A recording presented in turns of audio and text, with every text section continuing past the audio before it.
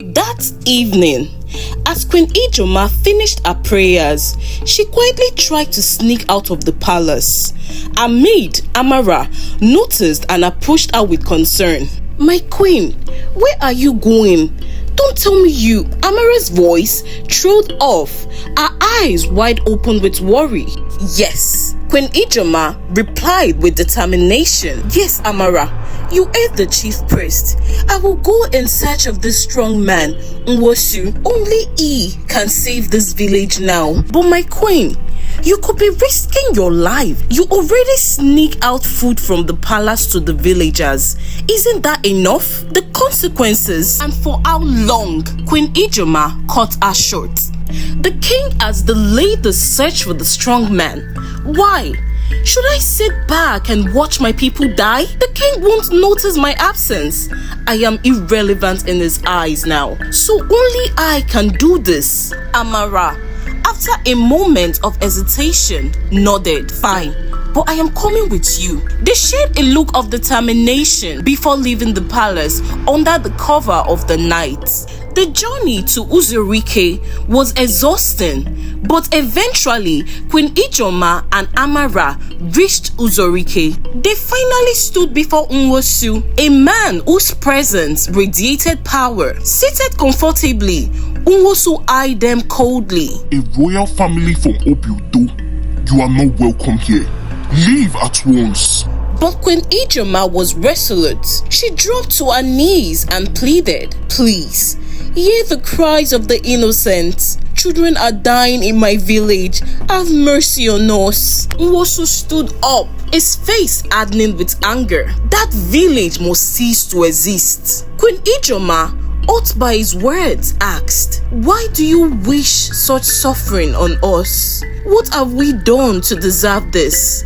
With tears streaming down her face, she continued, "Please, hear the cry of a mother.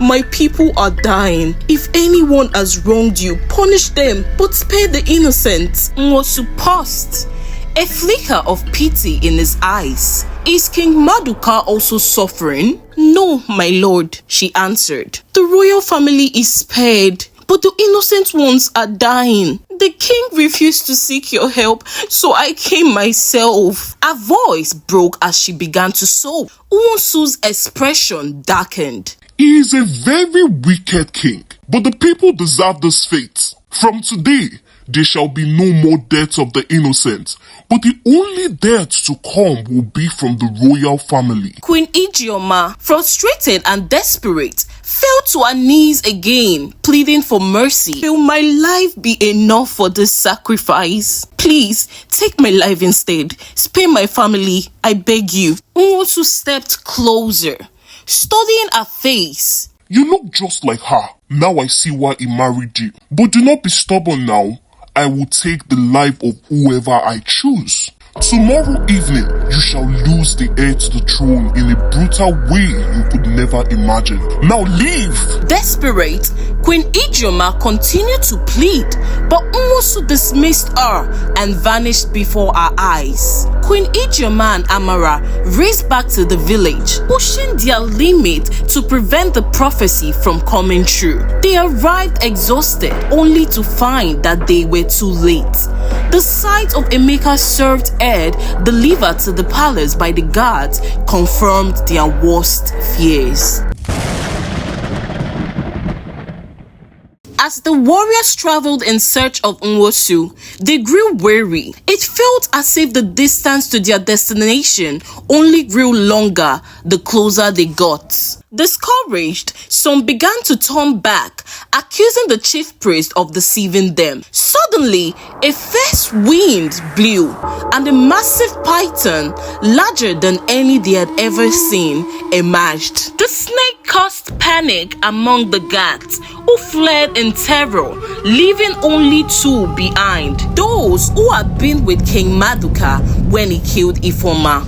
The python then transformed into Anyanwu, who is now referred to as Nwosu, and the terrified guards screamed as they recognized him. "Go to your king," commanded his voice, thundering with power. "Tell him that I, Anyanwu, am a lie. I am Nwosu. I will come to the palace myself, for no man commands me. The guards fled in terror. The journey back suddenly more shorter. They arrived just as the king was addressing the villagers about the search for the strong man. When they delivered Nwosu's message, the king's face drained of color. "That's not possible," he said. "Anyanwu is dead." At that moment, Anyanwu suddenly appeared before them. The villagers gasped in shock. The king, in a blind rage, drew his sword. "You banished bastard son of a nobody, die!" He shouted, raising the weapon to strike. But as he was about to attack, his body froze. He couldn't move. Anyanwu laughed, a chilling sound that echoed through the air. "Begin to confess," Anyanwu commanded. The king, powerless to resist, began to confess to the horrors he had committed. He admitted to the violation and murder of Ifeoma and to bribing the chief priest to further his scheme. The villagers wept bitterly, their sorrow and shame palpable. Horrified, the chief priest fell to his knees, begging Anyanwu for forgiveness. After much pleading, Anyanwu forgave the villagers, but decreed that the king must be banished to the evil forest for his crimes. The villagers agreed, and Queen Oluchi was also banished for her cruelty. The chief priest, stripped of his title, was cast out of the village with nothing, deemed a disgrace and a poor example to the community. Desperate, Queen Oluchi begged, "Please, spare my child. She is innocent."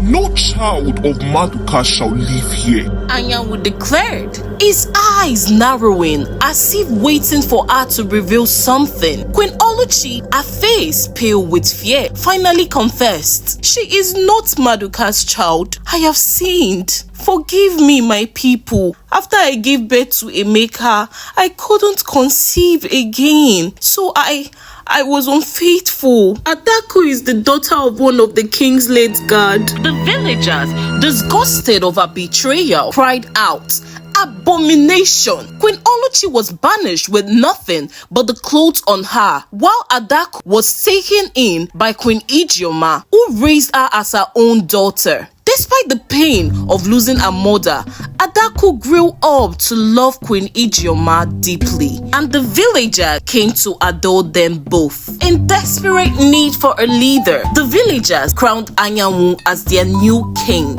Moved by Queen Ijeoma's courage and kindness, Anyanwu married her, and together they ruled the kingdom with wisdom and compassion. Under their reign, the kingdom flourished once more. A few months later, Queen Ijeoma gave birth to twins, a boy and a girl, whom the king named Ifeanyi and Ifeoma in honor to the past and hope for the future. But the villagers never forgot Ifeoma, the most beautiful girl of her time, and made regular sacrifices to appease her soul. As for King Maduka, he wandered in the evil forest, tormented by the very spirit he had wronged. He found no peace, running from one terror to the next, until he met a gruesome end. Devoured by the lion and picked clean by the vultures, his death was as miserable as his life had been wicked. Thank you so much for watching, guys. I really appreciate you all. Please like, repost, share, and comment your thoughts on this story. Don't forget to follow this page so you don't miss out on my next story. Thank you.